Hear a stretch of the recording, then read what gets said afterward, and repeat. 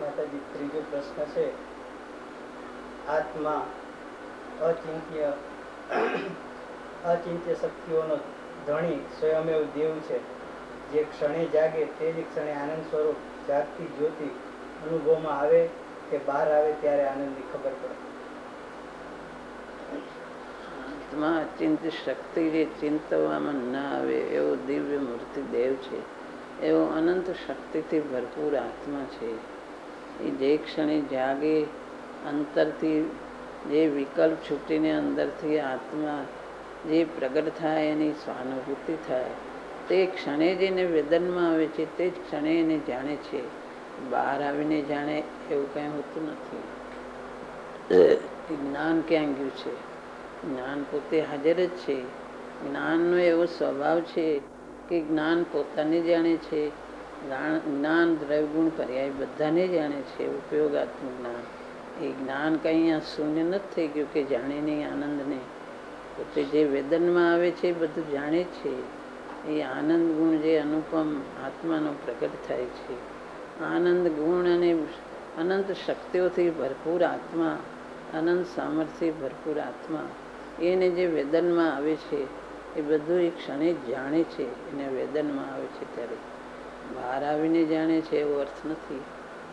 એ જ્ઞાન એનું સ્વપર પ્રકાશક જ્ઞાન છે.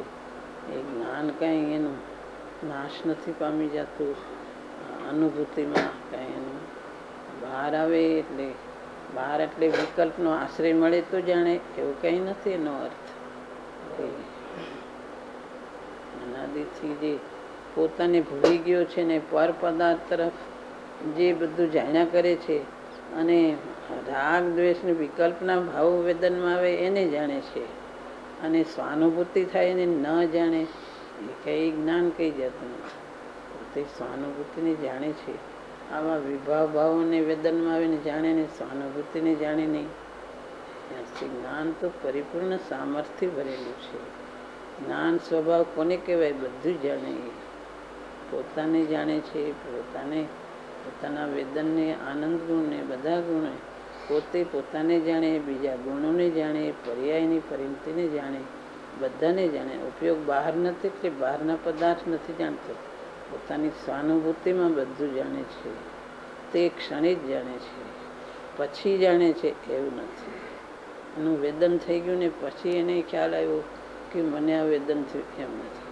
તે ક્ષણે જે જાણ્યું તો એ બહાર આવીને એને યાદ કરે છે. તે જ ક્ષણે જ એને વેદનમાં આવે છે.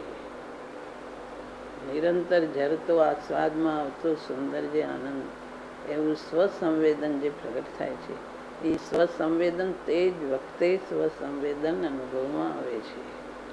પછી એને અનુભવ પછી જાણે છે એવું નથી.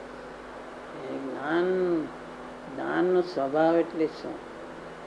જે લોકને જાણનારો આત્મા, એનું જ્ઞાન સ્વભાવ એ કાંઈ એનો નાશ થયો છે? નાશ નથી થયો. સ્વાનુભૂતિમાં બધું જાણે છે.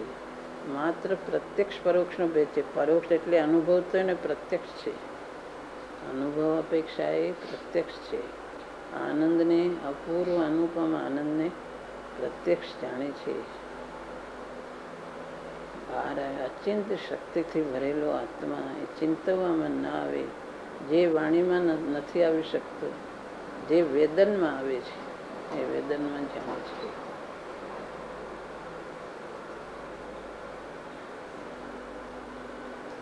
એનો પુરુષાર્થ કોને માટે છે?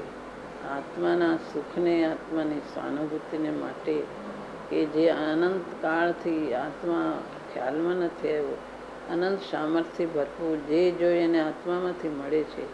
એવું જે આત્મા આનંદ સ્વાનુભૂતિમાં આવે અને આનંદ છાનો રહે અને બધું નીકળી જાય ને શૂન્ય થઈ જાય એવું નથી હોતું. પોતાની અનંત શક્તિઓથી ભરપૂર અને અનેક જાતના સ્વભાવોથી ભરપૂર જે આત્મા, એના વેદન તે ક્ષણે જ વેદનમાં આવે છે. અને આશ્ચર્યકારી આત્મા, ચમત્કારી આત્મા તે જ ક્ષણે વેદનમાં આવે છે.